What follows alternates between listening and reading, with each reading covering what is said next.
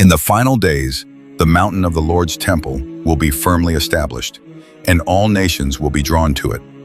For centuries, various religious traditions have identified Jerusalem as both the spiritual heart of the world and the stage for its ultimate conclusion. Today, influential groups, from religious scholars in Israel to evangelical Christians in the United States, are convinced they are living in prophetic times.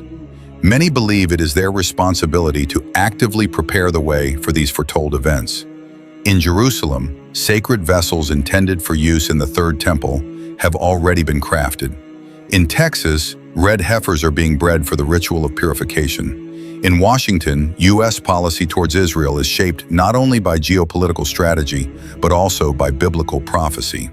Prominent evangelical leaders openly declare that once the Third Temple is rebuilt, Jesus will return to defeat the enemies of God.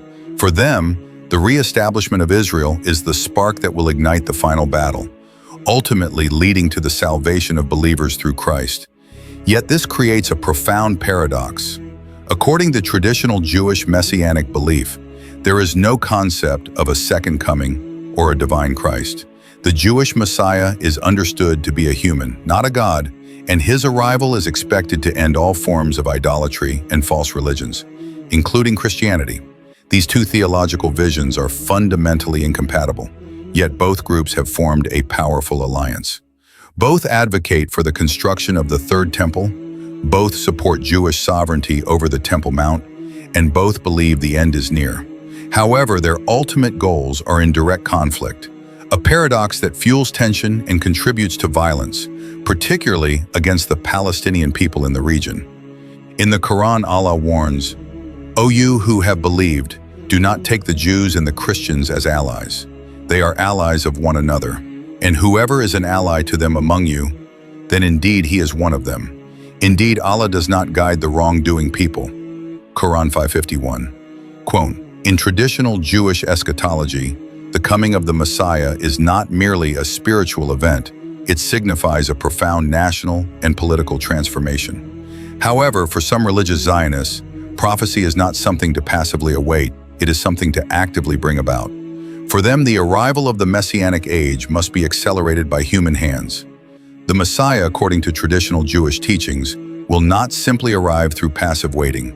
The necessary conditions must be actively fulfilled. Classical Jewish sources, including the Talmud, Maimonides, and later mystical writings, describe a specific sequence of events that must occur before the Messiah can come.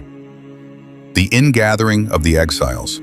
Jews must return to the land of Israel. The rebuilding of the temple in Jerusalem.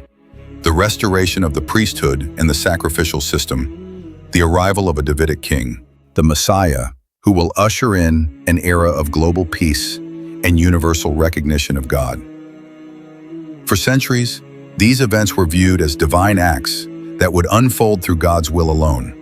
However, since the establishment of the State of Israel in 1948, and especially after the capture of East Jerusalem in 1967, a growing movement has emerged that believes these are now national responsibilities to be achieved by human effort. At the forefront of this mission is the Temple Institute, a small but highly influential organization dedicated to preparing for the rebuilding of the Third Temple. Over the past decades, the Institute has meticulously recreated 93 of the 103 sacred temple vessels, trained Kohanim, descendants of the ancient priestly class, in the rituals of sacrifice, and developed architectural blueprints for the temple itself. They are prepared to begin construction at a moment's notice. As Maimonides writes in the Mishneh Torah, "In the days of the Messiah, the temple will be rebuilt, and the sacrificial services will resume." The Temple Institute's work is not symbolic, it is concrete and operational. They have cast the golden menorah, woven the garments of the high priest, reconstructed musical instruments, incense altars, and more. All the ritual items needed for temple service have been faithfully recreated. Additionally, young men from priestly lineages are being trained in long-dormant laws of ritual purity and sacrificial worship. Every detail has been accounted for. Yet one crucial obstacle remains: the location. The sacred site where the ancient Jewish temple once stood is now occupied by the Dome of the Rock, one of the holiest sites in Islam. To clear that space, whether through political maneuvering or violent force, would ignite not just a regional conflict, but potentially a global crisis. Still, the preparations continue. For them, it is not a question of if, but when. Then you shall take a red heifer without blemish and burn it for a purification offering.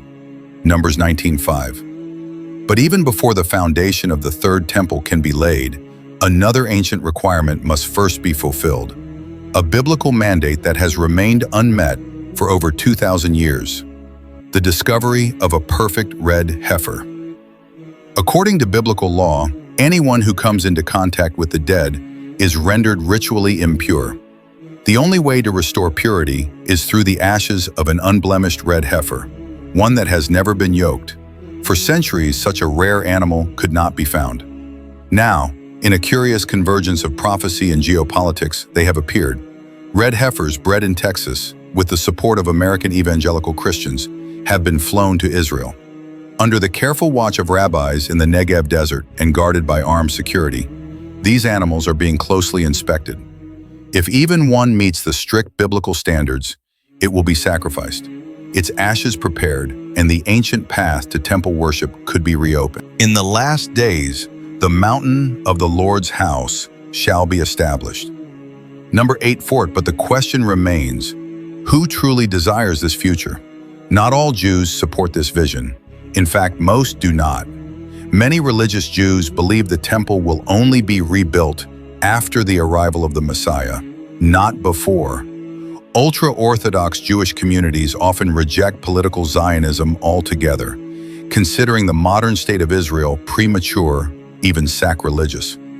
Among secular Israelis, temple activists are frequently dismissed as fringe extremists whose goals are dangerous and destabilizing. Yet within the religious Zionist movement, especially among the settlement communities in the West Bank, this vision is neither fringe nor theoretical.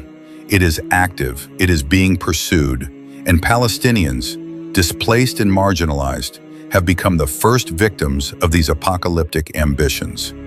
For these activists, the Messianic age is not just a distant hope, it is imminent. And they believe the role of the Jewish people is not to wait, but to rise and build. The Messiah will come when his generation is either entirely worthy or entirely unworthy. Talmud, Sanhedrin 98. But what will this Messianic age look like? According to many religious texts, the Messiah will not be a vague spiritual figure, but a king, a descendant of the house of David. The expected Messiah, a descendant of King David, is believed to be the one who will bring peace, rebuild the temple, and lead the entire world to acknowledge the God of Israel. Once restored, the temple is envisioned as a house of prayer for all nations. But it would exist under Jewish sovereignty, governed by Jewish law. In this vision, the spiritual center of the world would no longer be in Rome, Mecca, or Washington. It would be Jerusalem. For its believers, this is not an ambition of domination, but the fulfillment of divine order. Yet for many others, Christians, Muslims, and secular observers, this vision is deeply unsettling because it is not merely spiritual or symbolic. It is political, territorial, and urgent. And in some interpretations, this vision culminates not in universal peace, but in the dissolution of all other faiths. As Muslims, we should not be fearful or disheartened by these unfolding events. While some groups actively envision a future in which the Al-Aqsa compound is removed to make way for a new temple, history teaches us that such ambitions often exceed what reality will allow. Throughout the centuries, many empires and powers have claimed Jerusalem, each convinced their rule would be final. Yet time has repeatedly shown that this sacred city does not endure by the might of armies, but through justice, faith, and divine protection. In Islam, our confidence rests in the words of the Quran. They plan, and Allah plans, and Allah is the best of planners. Quran 8 verse 30. For Muslims, this is more than comfort. It is a fundamental truth. It reminds us that no political agenda, no human scheme can... Tensions may rise, conflicts may unfold, but in the end, what is built on truth will stand, and what is constructed on falsehood will inevitably collapse.